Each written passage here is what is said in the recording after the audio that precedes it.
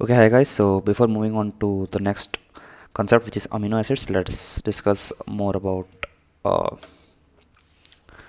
little topic, which is the structure of glycogen. And we won't be going to the structure of glycogen. Just will be writing some notes on glycogen or glucogen. So glucogen is nothing but it's animal starch, and the structure is similar to an allopectin, which we saw in the case of starch. Okay, so this is first animal starch. Okay, and second, the structure is similar to amylopectin.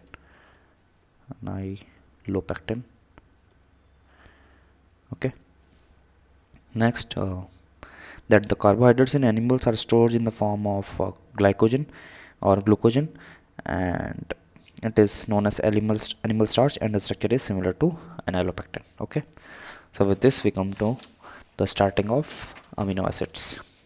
Okay, so let's start amino acids.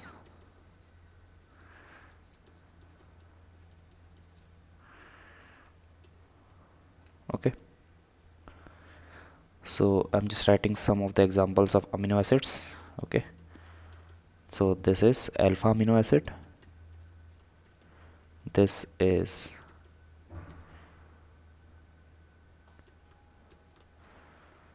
beta amino acid,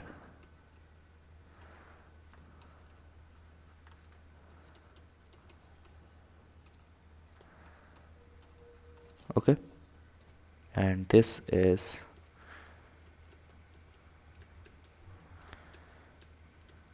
gamma amino acid.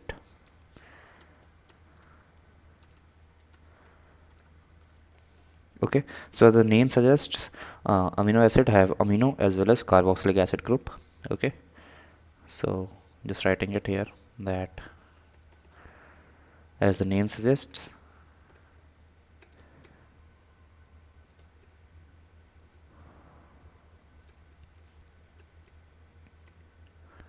amino acids have both amino as well as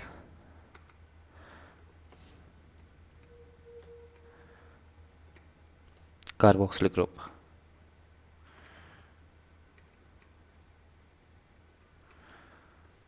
Okay, so we have CO2H here and NH2 here with obviously lone pairs H and R here.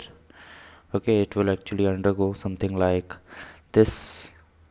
NH intramolecular acid base reaction will take place, in which NH3 plus will form and CO2 minus will form, and H and R in their positions.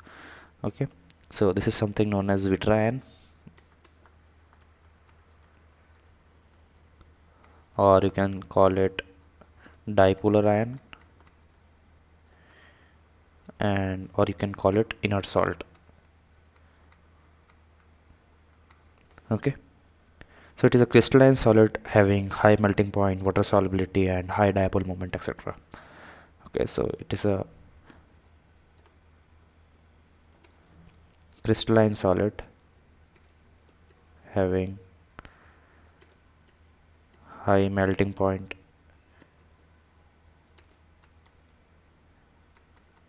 then water solubility,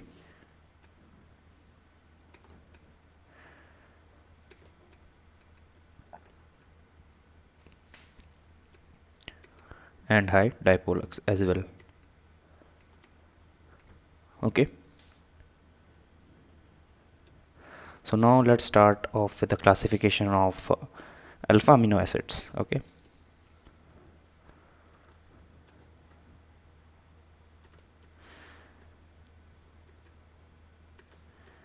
classification of alpha amino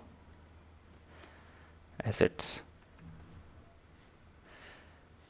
So in this we'll be talking about, let's first categorize or subcategorize into three parts, which is neutral, acidic, and basic. Neutral, acidic, and basic. So in the neutral we'll have, whenever R is actually H, then it is glycine. I hope you remember the structure wherein we draw something like CO2H, NH2, H and R. Okay, this R I'm talking about. So whenever R is H, it is glycine. R is CS3. We have alanine. R is something like this.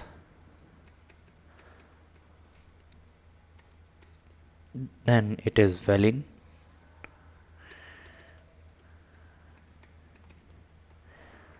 R is this. We have, this is leucine. Okay, R is, this is isoleucine. Okay, so better you can remember them as the initials G, A, V, then L and I. So this is Gavli. Okay, remember this form. Okay, so whenever any of the R, you have to replace R with this is the nomenclature.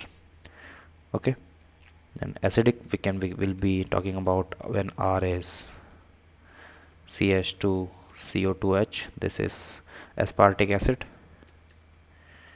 And finally basic, we have as lysine when R is CH2 whole 4 and then NH2. This is nothing but lysine. Okay, so with this we come to an end of this lecture. In the next lecture we'll be seeing some of the definitions and then some notes on the same amide and amino acids, and then we'll be seeing also peptide linkage and things like that. Okay, so see you in the next lecture.